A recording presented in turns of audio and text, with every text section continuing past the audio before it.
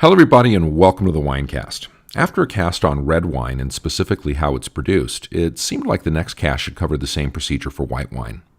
As I mentioned in the last cast, there's quite a bit of overlap between the methods of production for each style, and while this cast is meant to stand alone, if you haven't already had a look at the cast on red wine production, you might find it helpful to give it a gander.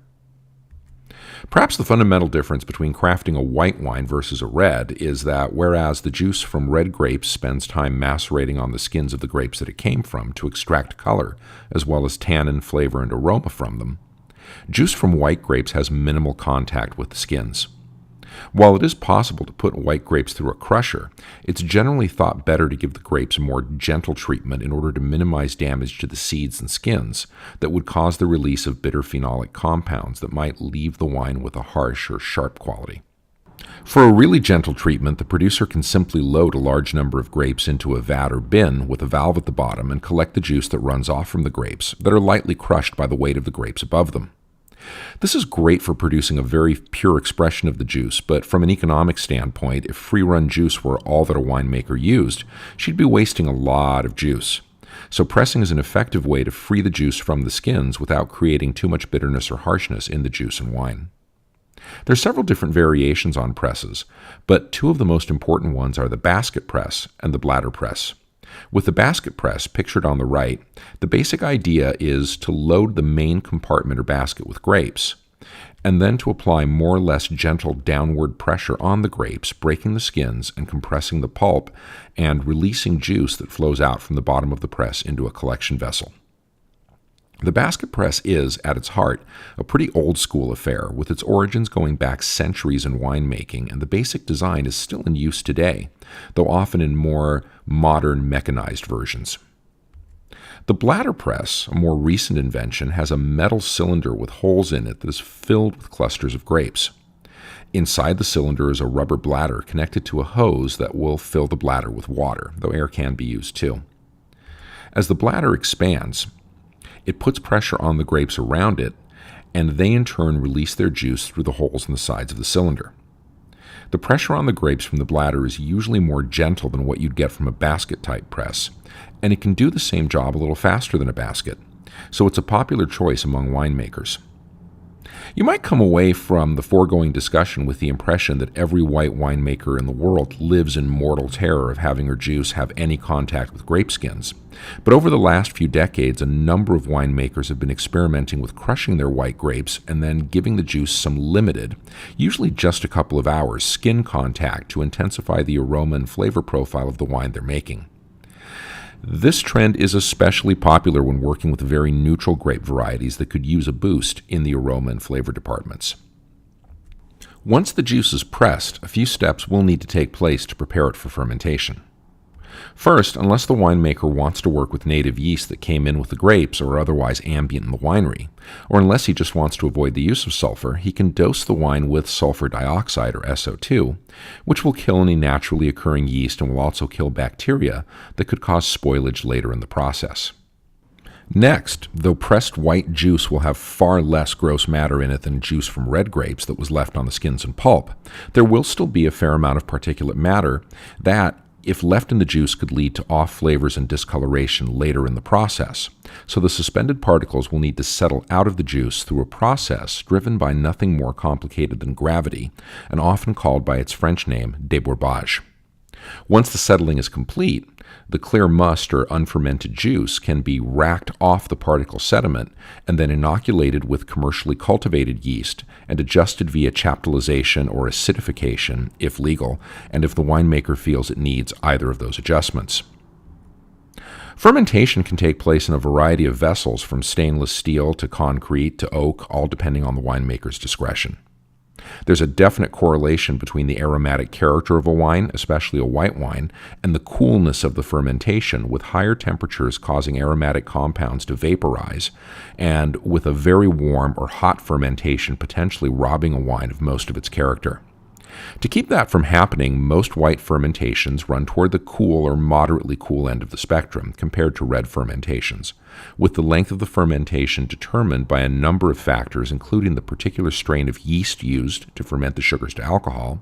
the amount of sugar in the must, and the temperature at which the fermentation proceeds, with cooler fermentations taking longer than warmer ones. Even though by this point the juice will have been taken off the bed of solids that settled to the bottom of the tank during debourbage,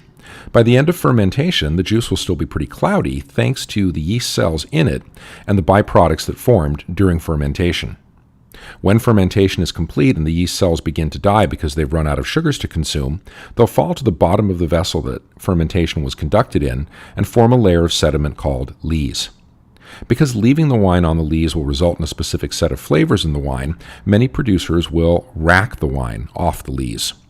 The nuts and bolts of racking, a process called Soutirage in French, are pretty simple. Using just a hose and some gravity, rather than a mechanical pump that would risk agitating the lees and thus defeat the process, the wine is gently moved from the vessel containing the lees to another vessel. When the tank or barrel or whatever that first held the wine is cleared of sediment, the wine is returned to the tank. It can take several rackings before the wine is completely purged of dead yeast cells and falls bright, as they say in the trade. Although a lot of winemakers elect to rack a new wine off the lees, there might be good reasons to leave the wine on the lees for an extended period of aging. Though the bready, nutty, yeasty flavors produced by the lees aren't usually thought to go well with wines that have a bold fruit character, like Riesling, say, they can add a layer of depth and complexity to more neutral wines like Muscadets and Chardonnays. There's also evidence that the specific proteins called manoproteins released by the decomposing yeast cells during lees aging can inhibit the formation of tartrate crystals or wine diamonds in the wine and thus limit the need for cold stabilization later on in the process. And these manoproteins can also add richness to the mouthfeel of a wine.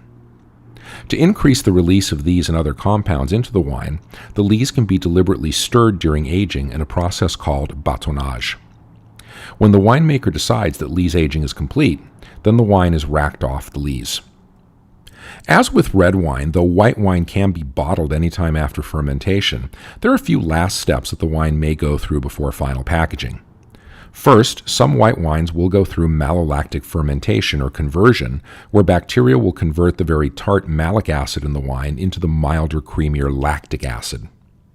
Though almost all red wines go through this process, considerably fewer whites do, in part because, as with lees aging, the creamy, buttery qualities imparted by lactic acid don't necessarily play well with the vibrant fruit qualities of some wines, and because intense, bright acidity, like the kind you get from malic acid, is often very desirable in a white wine. Though some whites will be released relatively soon after fermentation and racking are complete, some benefit from additional aging that can take place in a variety of containers, including barrels. Though by this point most white wines will have been racked repeatedly to rid them of yeast cells and to get them to fall bright, there will still be some proteins and other substances suspended in the wine that might keep the wine from being absolutely clear or, worse, turn brown when exposed to heat, giving the wine an off appearance. These proteins and such can be removed in several ways, including running the wine through a filter or fining it by adding an ionically charged substance like egg whites, for example, that won't dissolve into the wine but will bond with the proteins and pull them out of suspension. Fining and filtering not only clarifies the wine but keeps it from browning when exposed to heat, and thus heat stabilizes it. White wines will also often be cold stabilized or have their temperatures reduced to near freezing for an extended period of time to induce the formation of tartrate crystals or wine diamonds so that they can be removed before they might form naturally in the bottle. These crystals are absolutely harmless, but many consumers find it off-putting to get a chunk of crystalline schmutz in their wine glasses, so producers tend to opt for cold stabilization. Filtering, fining, and cold stabilizations are issues in red production as well, but the effects of skipping these aren't nearly as obvious in red wines because of their dark tint than they are in white wines, so they're a much bigger deal in whites than in reds, though it should be noted that some producers that adopt a naturalist, low-intervention approach to winemaking deliberately skip these steps and celebrate the rustic, cloudy appearance of their wines. The last step is packaging, which is usually done in bottles, but more and more in a number of other containers. As with reds, unless the wine is a single varietal from a single batch of grapes, at some stage in the process, usually after fermentation and racking, blending will occur. Finally, I know this process has a lot of moving parts and information to take in all at once, but if you've watched the previous cast on red wine production, your big takeaway should be that the major difference between making a white and making a red is eliminating or at least severely reducing the amount of skin contact that the juice from white grapes gets. But what happens if you tried to make a white wine the way you make a red wine and gave the juice extended time to macerate on white skins? The answer is you'd get an orange wine. Orange wines allow for a long time on the skins, and as a result, the wines take on a deep, orangey hue due to the extraction of color compounds from the skins called flavonones. And the aromatics and flavor profile of the wine will be atypical when compared to other whites with lots of earthy, tannic, and musky qualities, along with a signature aromatic that's often best described as hand soap. This is an old technique in winemaking dating to a time millennia ago at the very beginnings of winemaking when it was difficult to separate the skins of wine grapes from their juice, and it's currently enjoying a big revival. I'll confess that it took me a while to get into orange wines, but I'm glad I gave my palate a push in that direction, and I hope you will too.